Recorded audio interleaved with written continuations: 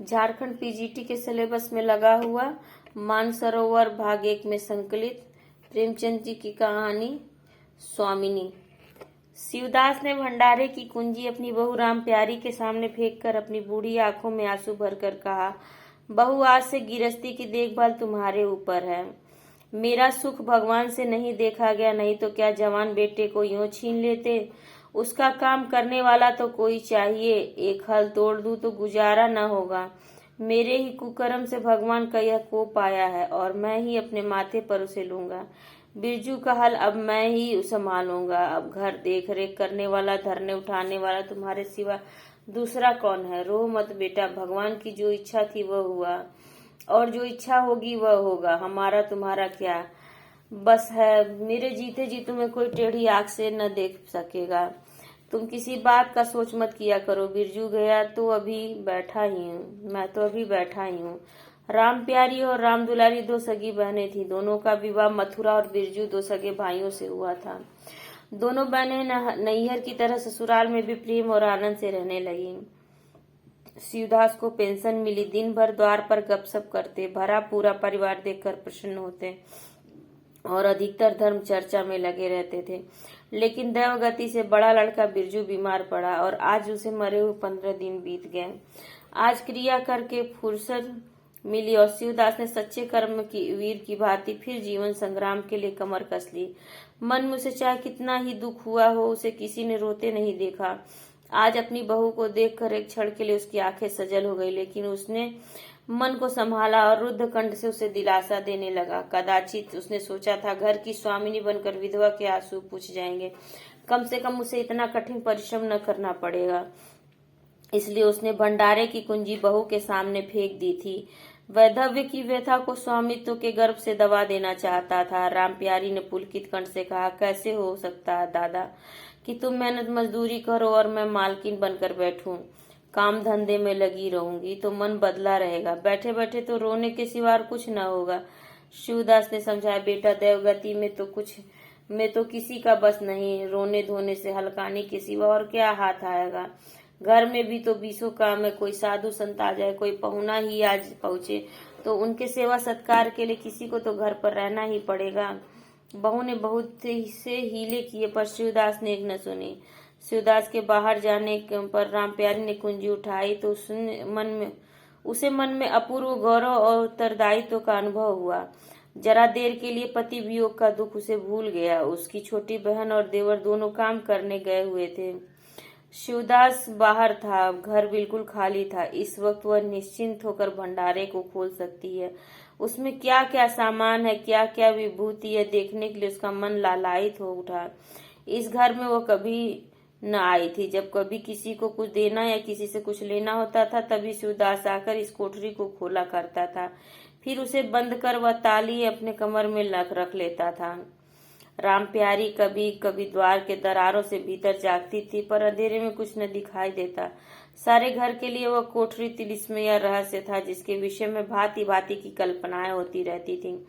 आज राम प्यारी को वह रहस्य खोलकर देखने का अवसर मिल गया। उसे बाहर का द्वार बंद कर दिया कि कोई उसे भंडारे खोलते न देख ले, नहीं सोचेगा बेजरूरत उसने क्यों खोला।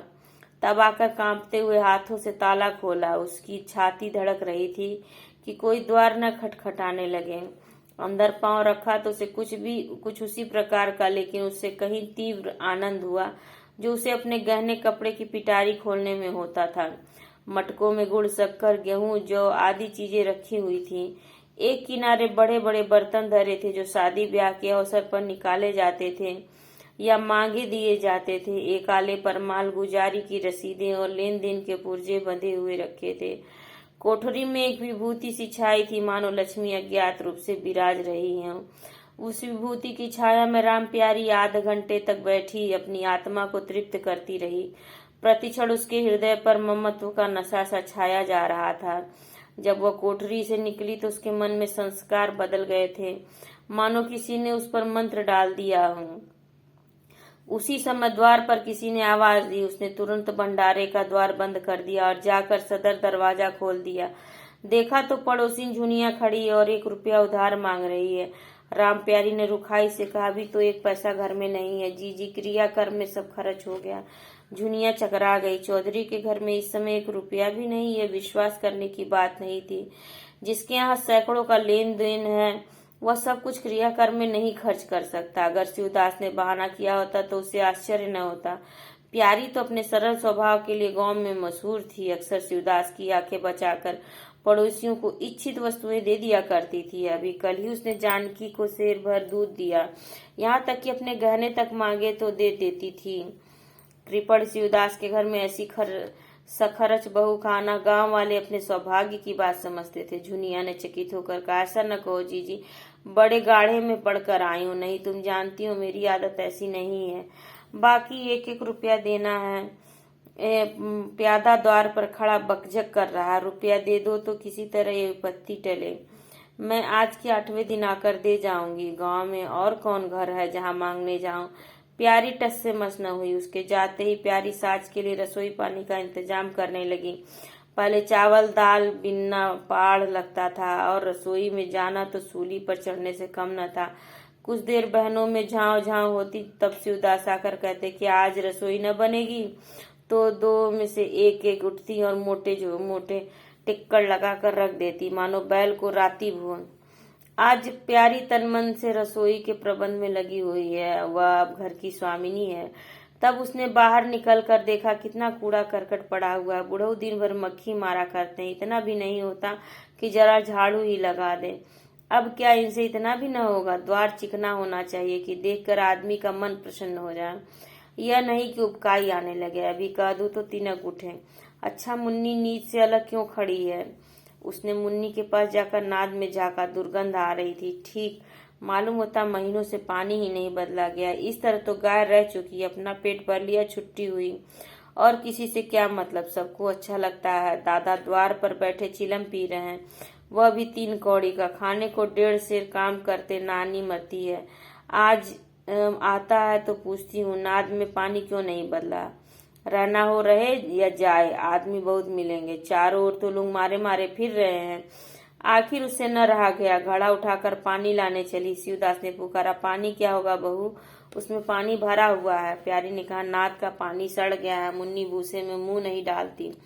देखते नहीं हो कोस भर पर खड़ी है। शिवदास मार्मिक भाव से मुस्कुराए और आकर बहू के हाथ से घड़ा ले लिया। कई महीने बीत गए। प्यारी के अधिकार में आते ही उस घर में जैसे बसंत आ गया। भीतर बाहर जहाँ देखे किसी निपुण प्रबंधक के हस्त कौशल, सुविचार और सुरुचि के चिन्ह दिखते थे। प्यारी ने गृह यंत्र की ऐसी चाबी कस दी थी कि सभी पुर्जे ठीक ठाक चलने लगे थे। भोजन पहले से अच्छा मिलता और समय पर मिलता। दूध ज्यादा होता और घी ज्यादा होता है और काम ज्यादा होता। प्यारी न खुद विश्राम लेती है, न दूसरों को विश्राम लेने देती है। घर में ऐसी बरकत आ गई है कि जो चीज मांगो घर में ही निकल आती है। आदमी से लेकर जानवर तक सभी स्वस्थ दिखाई देते हैं। अब वो पहले किसी दशा नहीं है कि कोई चिथड़े लपेटे घूम रहा है, किसी को गहने की धुन सवार है। हाँ, अगर कोई रुग्ण और चिंतित तथा मलिन वेश में है तो वह प्यारी है। फिर भी सारा घर उससे जलता है। यहाँ तक कि बूढ़े शिवदास भी कभी कभी उसकी बदगोई करते हैं। किसी को पहर रात उठना अच्छा नहीं लगता। मेहनत से सभी जी चुराते हैं। फिर भी यह सब जानते हैं कि प्यारी न हो तो घर का काम न चले। और तो और दोनों बहनों में भी अब उतना अपनापन नहीं है। प्रातःकाल का समय था। दुलारी ने हाथों के कड़े लाकर प्यारी के सामने पटक दिए और भुनाई हुई बोली, लेकर इसे भी भंडारे में बंद कर दे। प्यारी ने कड़े उठा लिए और कोमल स्वर से कहा, कह तो दिया, हाथ में रुपया आने दे, बनवा दूंगी। अभी ऐसा घिस नहीं गया है कि आज ही उतार कर फेंक दिया जाए। दुलारी लड़ने को तैयार हो आई थी। बोली, तेरे हाथ में काहे को कभी रुपए आएंगे और काहे को कड़े बनेंगे। जोड़ तोड़ रखने में मजा आता है ना। प्यारी ने हंसकर कहा, जोड़ तोड़ रखती हूँ तो तेरे लिए कि मेरे कोई और बैठा है कि मैं सबसे ज्यादा खा पहन लेती हूँ। मेरा अनंत कब का छूट गया है, छूट पड़ा। दुलारी, तुम न खाओ न पहनो, जस तो पाती हो। यहाँ खाने पहनने के सिवा और क्या है। मैं तुम्हारा हिसाब किताब नहीं जानती। मेरे कड़े आज बनने को भेज दो। प्यारी ने सरल विनोद से पूछा, रुपए न हो तो कहाँ से लाऊं। दुलारी ने उद्दंडता के साथ कहा, मुझे इससे कोई मतलब नहीं, मैं तो कड़े चाहती हूँ। इसी तरह घर के सब आदमी अपने अपने अवसर पर प्यारी को 2-4 खोटी खरी सुना जाते थे और वह गरीब सबकी धौंस हंसकर सहती थी। स्वामिनी का यह धर्म है कि वह सबकी धौंस सुन ले और करे वही जिसमें घर का कल्याण हो। स्वामित्व के कवच पर धौंस ताने धमकी किसी का असर न होता। उसकी स्वामिनी की कल्पना इन आघातों से और भी स्वस्थ होती थी। वह गृहस्थी की संचालिका है, सभी अपने अपने दुख उसी के सामने रोते हैं, पर जो कुछ वह करती है वही होता है। इतना उसे प्रसन्न करने के लिए काफी था। गांव में प्यारी की सराहना होती थी। अभी उम्र ही क्या है, लेकिन सारे घर को संभाले हुए है। चाहती तो सगाई करके चैन से रहती, इस घर के पीछे अपने को मिटाए देती है। कभी किसी से हंसती बोलती भी नहीं, जैसे काया पलट हो गई हो। कई दिन बाद दुलारी के कड़े बनकर आ गए। प्यारी खुद सुनार के घर दौड़ दौड़ कर गई। संध्या हो गई थी। दुलारी और मथुरा हार से लौटे। प्यारी ने नए कड़े दुलारी को दिए। दुलारी निहाल हो गई। चटपट कड़े पहने और दौड़ी बरौठे में जाकर मथुरा को दिखाने लगी। प्यारी बरौठे के द्वार पर छिपी खड़ी है, दृश्य देखने लगी। उसकी आंखें सजल हो गई। दुलारी उससे कुल 3 ही साल तो छोटी है, पर दोनों में कितना अंतर है। उसकी आंखें मानो उस दृश्य पर जम गई। दंपति का वह सरल आनंद, उनका प्रेमालिंगन, उनकी मुग्ध मुद्रा प्यारी की टकटकी सी बन गई। यहाँ तक कि दीपक के धुंधले प्रकाश में दोनों उसकी नजरों से गायब हो गए और अपने ही अतीत जीवन में एक लीला आंखों के सामने बार बार नए रूप में आने लगी। सहसा शिवदास ने पुकारा, बड़ी बहू, एक पैसा दे दो, तमाकू मंगवाऊं। प्यारी की समाधि टूट गई। आंसू पोंछती भंडारे में पैसा लेने चली गई। एक एक करके प्यारी के गहने उसके हाथ से निकलते जाते थे। वह चाहती थी मेरा घर गांव में सबसे संपन्न समझा जाए, और इस महत्वाकांक्षा का मूल्य देना पड़ता था। कभी घर की मरम्मत के लिए और कभी बैलों की नई गोई खरीदने के लिए, कभी नातेदारों के व्यवहारों के लिए, कभी बैलों का नई गोई खरीदने के लिए, कभी नातेदारों के व्यवहारों के लिए, कभी बीमारों की दवा दारू के लिए रुपए की जरूरत पड़ती रहती थी। और जब बहुत कतरव्यंत करने पर भी काम न चलता तो वह अपनी कोई न कोई चीज निकाल देती, और चीज एक बार हाथ से निकलकर फिर न लौटती थी। वह चाहती तो इनमें से कितने ही खर्चों को टाल जाती, पर जहाँ इज्जत की बात आ पड़ती थी वह दिल खोल कर खर्च करती थी। अगर गांव में हेठी हो गई तो क्या बात रही, लोग उसी का तो नाम धरेंगे। दुलारी के पास भी गहने थे, 2-1 चीजें मथुरा के पास भी थी, लेकिन प्यारी उनकी चीजें न छूती। उनके खाने पहनने के दिन है, वे इस जंजाल में क्यों फंसे। दुलारी को लड़का हुआ तो प्यारी ने धूम से जन्मोत्सव मनाने का प्रस्ताव किया। शिवदास ने विरोध किया, क्या फायदा, जब भगवान की दया से सगाई ब्याह के दिन आएंगे तो धूमधाम कर लेना। प्यारी का हौसलों से भरा दिल भला क्यों मानता। बोली, कैसी बात कहते हो दादा, पाला उठे लड़के के लिए भी धूमधाम न हुई तो कब होगी। मन तो नहीं मानता, फिर दुनिया क्या कहेगी। नाम बड़े दर्शन थोड़े। मैं तुमसे कुछ नहीं मांगती, अपना सारा सरंजाम कर लूंगी। गहनों के माथे जाएगी और क्या। शिवदास ने चिंतित होकर कहा, इस तरह एक दिन धागा भी न बचेगा। कितना समझाया बेटा, भाई भौजाई किसी के नहीं होते। अपने पास 2 चीजें रहेंगी तो सब मुंह जोहेंगे, नहीं कोई सीधे बात भी न करेगा। प्यारी ने ऐसा मुंह बनाया मानो वैसी बूढ़ी बातें बहुत सुन चुकी, और बोली, जो अपने हैं वे भी न पूछे तो भी अपने ही रहते हैं। मेरा धर्म मेरे साथ है, उनका धर्म उनके साथ है। मर जाऊंगी तो क्या छाती पर लात ले जाऊंगी। धूमधाम से जन्मोत्सव मनाया गया। बरही के दिन सारी बिरादरी का भोज हुआ। लोग खा पी कर चले गए। प्यारी दिन भर की थकी मांदी आंगन में एक टाट का टुकड़ा बिछाकर कमर सीधी करने लगी। आंखें झपक गई। मथुरा उसी वक्त घर में आया। नवजात पुत्र को देखकर उसका चित्त व्याकुल हो रहा था। दुलारी सौरगृह से निकल चुकी थी। गर्भावस्था में उसकी देह क्षीण हो गई थी, मुंह भी उतर गया था, पर आज स्वस्थता की लालिमा मुख पर छाई हुई थी। सौर के संयम और पौष्टिक भोजन ने देह को चिकना कर दिया था। मथुरा उसे आंगन में देखते ही समीप आ गया और एक बार प्यारी की ओर ताक कर उसके निद्रा मग्न होने का निश्चय करके उसने शिशु को गोद में ले लिया और उसका मुंह चूमने लगा। आहट पाकर प्यारी की आंखें खुल गई, पर उसने नींद का बहाना किया और अधकुली आंखों से आनंद क्रीड़ा देखने लगी। माता और पिता दोनों बारी बारी से बालक को चूमते, गले लगाते और उसके मुख को निहारते। कितना स्वर्गीय आनंद था।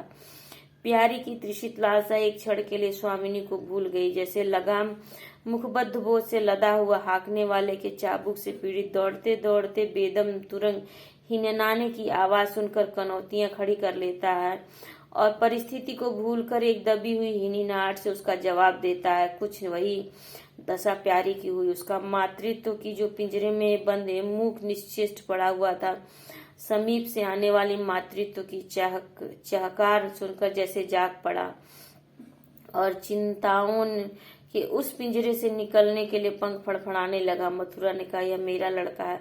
दुलारी ने बालक को गोद में चिपटा कर कहा, हाँ क्यों नहीं, तुम्ही ने तो 9 महीने पेट में रखा है। सासत तो मेरी हुई, बाप कहलाने के लिए तुम कूद पड़े। मथुरा, मेरा लड़का न होता तो मेरी सूरत का क्यों होता? चेहरा मोहरा रंग रूप सब मेरा ही सा तो है कि नहीं? दुलारी, इससे क्या होता है? बीज बनिए के घर से आता, खेत किसान का होता, उपज बनिए की नहीं होती, किसान की होती है। मथुरा, बातों में तुमसे कोई नहीं जीतेगा। मेरा लड़का बड़ा हो जाएगा तो मैं द्वार पर बैठकर मजे से हुक्का पिया करूंगा। दुलाई, मेरा लड़का पढ़ेगा लिखेगा, कोई बड़ा हुद्दा पाएगा, तुम्हारी तरह दिन भर बैल के पीछे न चलेगा। मालकिन का कहना है कल एक पालना बनवा दें। मथुरा, बहुत सवेरे न उठा करना और छाती फाड़कर काम भी न करना। दुलारी, है महारानी जीने देंगी? मथुरा, मुझे तो बेचारी पर दया आती है, उसके कौन बैठा हुआ, हम ही लोगों के लिए मरती है। भैया होते तो अब तक 2-3 बच्चों की माँ हो गई होती। प्यारी के कंठ में आंसू का सा वेग उठा कि उसे रोकने में सारी देह कांप उठी। अपना वंचित जीवन उसे मरुस्थल सा लगा, जिसकी सूखी रेत पर वह हरा भरा बाग लगाने की निष्फल चेष्टा कर रही थी। कुछ दिनों के बाद शिवदत्त भी मर गया। उधर दुलारी के 2 बच्चे हुए वह भी अधिकतर बच्चों के लालन पालन में व्यस्त रहने लगी। खेती का काम मजदूरों पर आ पड़ा। मथुरा मजदूर तो अच्छा था, पर संचालक अच्छा न था। उसे स्वतंत्र रूप से काम लेने का कभी अवसर न मिला। खुद पहले भाई की निगरानी में काम करता रहा, बाद में बाप की निगरानी के काम करने लगा। खेती का तार भी न जानता था। वही मजूर उसके यहाँ टिकते थे जो मेहनत नहीं खुशामद करने में कुशल होते थे। इसलिए प्यारी को अब दिन में 2-4 चक्कर हार के भी लगाना पड़ता। कहने को अब वह अब भी मालकिन थी, पर वास्तव में घर भर की सेविका थी। मजूर भी उससे त्योरियां बदलते, जमींदार का प्यादा भी उसी पर धौंस जमाता। भोजन में किफायत करनी पड़ती। लड़कों को तो जितनी बार मांगे उतनी बार कुछ न कुछ चाहिए। दुलारी को तो लड़कौरी थी, उसे भरपूर भोजन चाहिए। मथुरा घर का सरदार था, उसके इस अधिकार को कौन छीन सकता था? मजूर भला क्यों रियायत करने लगे? सारी कसर प्यारी पर निकलती थी। वही एक फालतू चीज थी, अगर आधा पेट खाए तो किसी को हानि न हो सकती थी। 30 वर्ष की अवस्था में उसके बाल पक गए, कमर झुक गई, आंखों की ज्योत कम हो गई, मगर वो प्रसन्न थी। स्वामित्व का गौरव इन सारे जख्मों पर मरहम का काम करता था। एक दिन मथुरा ने कहा, भाभी अब तो यही कहीं परदेश जाने का जी होता है। यहाँ तो कमाई में बरकत नहीं, किसी तरह पेट की रोटी चल जाती है, वो भी रो धोकर। कई आदमी पूरब से आए हुए कहते हैं वहाँ 2-3 रुपए रोज की मजदूरी हो जाती है। 4-5 साल भी रह गया तो माला माल हो जाऊंगा। अब आगे लड़के बाले हुए, इनके लिए कुछ तो करना ही चाहिए। दुलारी ने समर्थन किया। हाथ में 4 पैसे होंगे तो लड़कों को पढ़ाएंगे लिखाएंगे। हमारी तो किसी तरह कट गई। लड़कों को तो आदमी बनाना है। प्यारी यह प्रस्ताव सुनकर अवाक रह गई, उनका मुंह ताकने लगी। इसके पहले इस तरह की बातचीत कभी न हुई थी। यह धुन कैसे सवार हो गई? उसे संदेह हुआ, शायद मेरे कारण यह भावना उत्पन्न हुई। बोली, मैं तो जाने को न कहूंगी, आगे जैसी इच्छा हो। लड़कों को पढ़ाने लिखाने के लिए यहाँ भी तो मदरसा है, फिर क्या नित्य यही दिन बने रहेंगे? 2-3 साल भी खेती बन गई तो सब कुछ हो जाएगा। मथुरा, इतने दिन खेती करते हो गए, अब तक न बनी तो अब क्या बन जाएगी? इस तरह एक दिन चल देंगे, मन की मन में रह जाएगी। फिर अब पौरुष भी तो थक रहा है, यह खेती कौन संभालेगा? लड़कों को मैं चक्की में जोत कर उनकी जिंदगी नहीं खराब करना चाहता। प्यारी ने आंखों में आंसू लाकर कहा, भैया घर पर जब तक आदि मिले सारी के लिए धावना चाहिए। अगर मेरी ओर से कोई बात हो तो अपना घर बार अपने हाथ में करो, मुझे एक टुकड़ा दे देना, पड़ी रहूंगी। मथुरा आर्द्र कंठ होकर बोला, भाभी ये तुम क्या कहती हो? तुम्हारे ही संभाले घर अब तक चला है, नहीं रसातल में चला गया होता। इस गिरस्ती के पीछे तुमने अपने को मिट्टी में मिला दिया, अपनी देह घुला डाली। मैं अंधा नहीं हूँ, सब कुछ समझता हूँ। हम लोगों को जाने दो, भगवान ने चाहा तो घर फिर संभल जाएगा। तुम्हारे लिए हम बराबर खर्च बरच भेजते रहेंगे। प्यारी ने कहा, ऐसी ही है तो तुम चले जाओ, बाल बच्चों को कहाँ कहाँ बांधे फिरोगे? दुलारी बोली, ये कैसे हो सकता है बहन, यहाँ देहात में लड़के पढ़ेंगे लिखेंगे, बच्चों के बिना इनका जी भी वहां न लगेगा, दौड़ दौड़ कर घर आएंगे और सारी कमाई रेल खा जाएगी। परदेश में अकेले जितना खर्च होगा उतने में सारा घर आराम से रहेगा। प्यारी बोली, तो मैं ही यहाँ रहकर क्या करूंगी, मुझे भी लेते चलो। दुलारी उसे साथ ले जाने को तैयार न थी, कुछ दिन का आनंद उठाना चाहती थी। अगर परदेश में भी यह बंधन रहा तो जाने से फायदा ही क्या। बोली, बहन तुम चलती तो क्या बात थी, लेकिन फिर यहाँ का कारोबार तो चौपट हो जाएगा, तुम तो कुछ न कुछ देखभाल करती ही रहोगी। प्रस्थान की तिथि के एक दिन पहले ही राम प्यारी ने रात भर जगकर हलवा और पूरियां पकाई। जब से घर में आई है कभी एक दिन के लिए अकेले रहने का अवसर नहीं आया। दोनों बहनें सदा साथ रही। आज उस भयंकर अवसर को सामने आते देखकर प्यारी का दिल बैठा जाता था। वह देखती थी कि मथुरा प्रसन्न है, बाल वृंद यात्रा के आनंद में खाना पीना तक भूले हुए हैं, तो उसके जी में आता वह भी इसी भांति निर्द्वंद रहे, मोह और ममता को पैरों से कुचल डाले। किंतु वह ममता जिसको खाद खाकर पाली थी, उसे अपने सामने से हटाए जाते देखकर क्षुब्ध होने से न रुकती थी। दुलारी तो इस तरह निश्चिंत होकर बैठी थी मानो कोई मेला देखने जा रही है। नई नई चीजों को देखने, नई दुनिया में चलने की उत्सुकता ने उसे क्रिया शून्य सा कर दिया था। प्यारी के सिरे सारे प्रबंध का भार था। धोबी के घर से सब कपड़े आए हैं या नहीं, कौन कौन से बर्तन साथ जाएंगे, सफर खर्च के लिए कितने रुपए की जरूरत होगी। एक बच्चे को खांसी आ रही थी, दूसरे को कई दिन से दस्त आ रहे थे। उन दोनों की औषधियों को पीसना कूटना आदि सैकड़ों के काम व्यस्त किए हुए थे। लड़कौरी न होकर भी वो बच्चों के पालन पोषण में दुलारी से कुशल थी। देखो, बच्चों को बहुत मारना पीटना मत, मारने से बच्चे जिद्दी या बेहया हो जाते हैं। बच्चों के साथ आदमी को बच्चा बन जाना पड़ता है। जो तुम चाहो तो हम आराम से पड़े रहेंगे और बच्चे चुपचाप बैठे रहे, हाथ पैर न हिलाए, तो यह हो नहीं सकता। बच्चे तो स्वभाव के चंचल होते हैं, उन्हें किसी न किसी काम में फंसाए रखो। ढेले का खिलौना हजार घुड़कियों से बढ़कर होता है। दुलारी इन उपदेशों को इस तरह बेमन होकर सुनती थी मानो कोई सनक कर बक रहा हो। विदाई का दिन प्यारी के लिए परीक्षा का दिन था। उसके जी में आता था कहीं चली जाए, यह दृश्य देखना न पड़े। हाँ, घड़ी भर में यह घर सूना हो जाएगा। वह दिन भर घर में अकेली पड़ी रहेगी, किससे हंसेगी बोलेगी, यह सोचकर उसका हृदय कांप जाता। ज्यों ज्यों समय निकट आता था उसकी वृत्तियां शिथिल होती जाती थीं। वह कोई काम करते करते जैसे खो जाती थी और अपलक नेत्रों से किसी वस्तु को ताकने लगती। कभी अवसर पाकर एकांत में जाकर थोड़ा सा रो लेती थी। मन को समझा रही थी, वह लोग अपने होते तो क्या इस तरह चले जाते। यह तो मानने का नाता है, किसी पर कोई जबरदस्ती नहीं।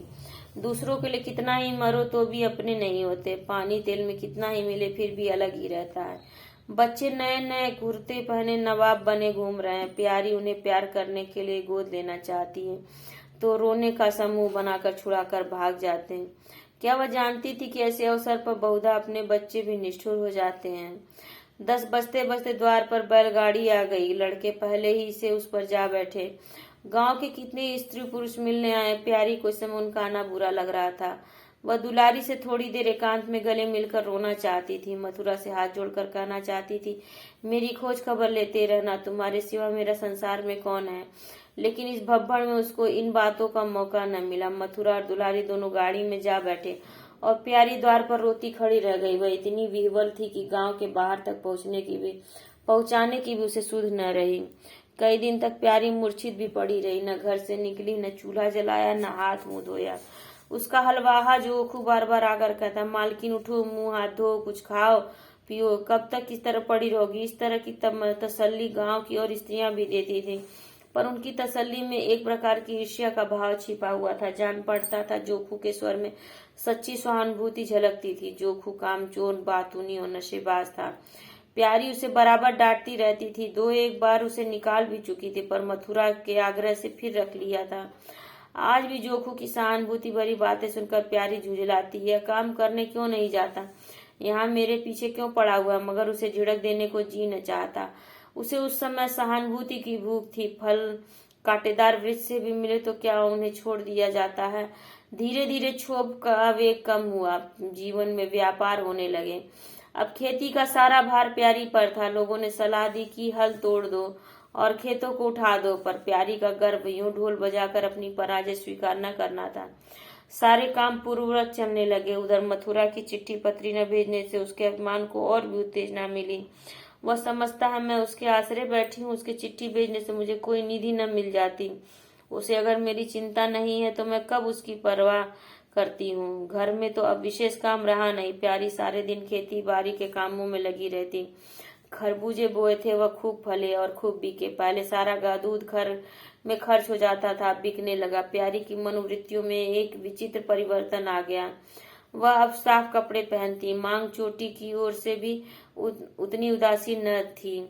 आभूषणों में भी रुचि हुई। रुपए हाथ में आते उसने अपने गिरवी गहने छुड़ाए और भोजन भी संयम से करने लगी। सागर पहले खेतों को सींचकर खुद खाली हो जाता था, अब निकास की नालियां बंद हो गई थी। सागर में पानी जमा होने लगा और उसमें हल्की हल्की लहरें भी खिले हुए कमल भी थे। एक दिन जोखू हार से लौटा तो अंधेरा हो गया था। प्यारी ने पूछा, आप तक वहां क्या करता रहा? जोखू ने कहा, 4 क्यारियां बच रही थी, मैंने सोचा 10 मूठ और खींच दूं, कल का झंझट कौन रखे। जोखू अब कुछ दिनों से काम में मन लगाने लगा था। जब तक मालिक उसके सिर पर सवार रहते थे वो हीले बहाने करता था। अब सब कुछ उसके हाथ में था। प्यारी सारे दिन हार में थोड़ी ही रह सकती थी, इसलिए उसमें जिम्मेदारी आ गई थी। प्यारी ने लोटे का पानी रखते हुए कहा, अच्छा हाथ मुंह धो लो डालो, आदमी जान रखकर काम करता है, हाय हाय करने से कुछ नहीं होता। खेत आज न होते कल होते, क्या जल्दी थी। जोखू ने समझा प्यारी बिगड़ रही है। उसने तो अपनी समझ में कारगुजारी की थी और समझा था तारीफ होगी, यहाँ आलोचना हुई। चिढ़कर बोला, मालकिन दाहिने बाएं दोनों ओर चलती हो, जो बात नहीं समझती उसमें क्यों कूदती हो? कल के लिए उचवा के खेत पड़े सूख रहे हैं, आज बड़ी मुश्किल से कुआं खाली हुआ। सवेरे में पहुंचता तो कोई और आकर न छेक लेता, फिर अठवारे तक राह देखनी पड़ती, तक तो सारी ऊख विदा हो जाती। प्यारी उसकी सरलता पर हंस कर बोली, अरे मैं तो तुझे कुछ कह थोड़े रही हूँ पागल, मैं तो कहती हूँ कि जान रखकर काम कर, कहीं बीमार पड़ गया तो लेने के देने पड़ जाएंगे। जोखू कौन बीमार पड़ जाएगा? मैं 20 साल से कभी सिर तक तो दुखा नहीं, आगे की नहीं जानता, और रात भर काम करता रहूं। प्यारी, मैं क्या जानू, तुम ही अंतरे दिन बैठे रहते थे और पूछा जाता था तो कहते थे जूर आ गया है, पेट में दर्द था। जोखू झेपता हुआ बोला, वह बातें तब थी जब मालिक लोग चाहते थे कि इसे पीस डाले, अब तो जानता हूँ मेरे ही माथे है, मैं न करूंगा तो सब चौपट हो जाएगा। प्यारी, मैं क्या देखभाल नहीं करती? जोखू, तुम बहुत करोगी, 2 बेर चली जाओगी, सारे दिन तुम वहां बैठी नहीं रह सकती। प्यारी को उसके निष्कपट व्यवहार ने मुक्त कर दिया। बोली, तो इतनी रात गए चूल्हा जलाओगे, कोई सगाई क्यों नहीं कर लेते? जोखू ने मुंह धोते हुए कहा, तुम भी खूब कहती हो मालकिन, अपना पेट भरने को तो होता नहीं, सगाई कर लो। 1.25 सेर खाता हूँ 1 जून पर, पूरा 1.25 सेर, दोनों जून के लिए 2 सेर चाहिए।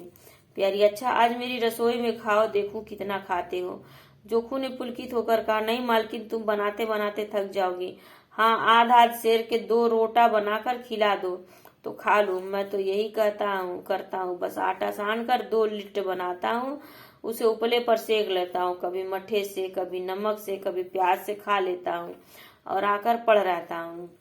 प्यारी, मैं तुम्हें आज फुलके खिलाऊंगी। जोखू, तब तो सारी रात खाते ही बीत जाएगी। प्यारी, बको मत, चटपट आकर बैठ जाओ। जोखू, जरा बैलों को सानी पानी देता जाऊं तो बैठूं। जोखू और प्यारी में ठनी हुई थी। प्यारी ने कहा, मैं कहती हूँ धान रोपने की जरूरत नहीं, झड़ी लग जाए तो खेत डब जाए, बरखा बंद हो जाए तो खेत सूख जाए, जुआरा बाजरा सन अरहर सब तो है, धान न सही। जोखू ने अपने विशाल कंधे पर फाड़ा रखते हुए कहा, जब सबका होगा तो मेरा भी होगा, सबका डूब जाएगा तो मेरा भी डूब जाएगा, मैं क्यों किसी से पीछे रहूं।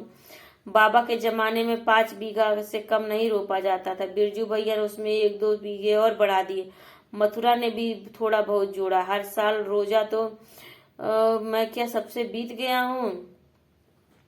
मैं 5 बीघे से कम न लगाऊंगा। तब घर में 2 जवान काम करने वाले थे, मैं अकेला उन दोनों के बराबर हूँ, दोनों के बराबर काम क्यों न करूंगा। चल झूठा कहीं का, कहते थे 2 सेर खाता हूँ, 4 सेर खाता हूँ, आधा सेर में रह गए, एक दिन तौला तब मालूम हो। तौला है, बड़े खाने वाले हैं। मैं कह देती हूँ धान न रोपो, मजूर मिलेंगे नहीं, अकेला हलकान होना पड़ेगा। तुम्हारी बला से मैं ही हलकान होऊंगा ना, यह देख किस दिन काम आएगी। प्यारी ने उसके कंधे पर से फावड़ा ले लिया और बोली, तुम पहर रात से पहर रात तक ताल में रहोगे, अकेले मेरा जी उबेगा। जोखू को उबने का अनुभव न था। कोई काम न हो तो आदमी पढ़कर सो रहे, जी क्यों उबे। बोला, जी उबे तो सो रहना, मैं घर रहूंगा तब तो और जी उबेगा। मैं खाली बैठता हूँ तो बार बार खाने की सूझती है। बातों में देर हो रही है और बादल घिरे आते हैं। प्यारी ने कहा, अच्छा कल से जाना, आज बैठो। जोखू ने माने बंधन में पड़कर कहा, अच्छा बैठ गया, कहो क्या कहती हो। प्यारी ने विनोद करते हुए पूछा, कहना क्या है, तुमसे पूछती हूँ, सगाई क्यों नहीं कर लेते, अकेली मरती हूँ तब 1 से 2 हो जाऊंगी। जोखू शर्माता हुआ बोला, तुमने फिर वही बेबात की बात छेड़ दी मालकिन, किससे सगाई कर लूं, यहाँ ऐसी मेहरिया लेकर क्या करूंगा जो गहनों के लिए मेरी जान खाती रहे। प्यारी है तो तुमने बड़ी कड़ी शर्त लगाई, ऐसी औरत कहाँ मिलेगी जो गहने भी न चाहे। जो हुआ मैं थोड़े ही कहता हूँ वो गहने न चाहे, मेरी जान न खाए। तुमने तो कभी गहनों के लिए हट न किया, बल्कि अपने सारे गहने दूसरों के ऊपर लगा दिए। प्यारी के कपोलों पर हल्का सा रंग आ गया। बोली, अच्छा और क्या चाहते हो। जोखू, मैं कहने लगूंगा तो बिगड़ जाओगी। प्यारी की आंखों में लज्जा की एक रेखा नजर आई। बोली, बिगड़ने की बात कहोगे तो जरूर बिगड़ूंगी। जोखू, तो मैं न कहूंगा। प्यारी ने उसे पीछे की ओर ठेलते हुए कहा, कहोगे कैसे नहीं, कहला के छोड़ूंगी। जोखू, मैं चाहता हूँ वह तुम्हारी तरह हो, ऐसी गंभीर हो, ऐसी बातचीत में चतुर हो, ऐसा ही अच्छा पकाती हो, ऐसी किफायती हो और ऐसी हंसमुख हो। बस ऐसी औरत मिलेगी तो करूंगा, नहीं इसी तरह पड़ा रहूंगा। प्यारी का मुख लज्जा से आरक्त हो गया। उसने पीछे हटकर कहा, तुम बड़े नटखट हो। हंसी हंसी में सब कुछ कह गए। तो ये कहानी खत्म होती है स्वामिनी। आप लोगों के मन में जो भी प्रश्न हो अपने कमेंट सेक्शन में जरूर पूछिएगा और इस वीडियो को अपने लाइक करना ना भूलिएगा और अपने एजुकेशनल ग्रुप में जरूर शेयर करिएगा। आप सभी का बहुत बहुत धन्यवाद।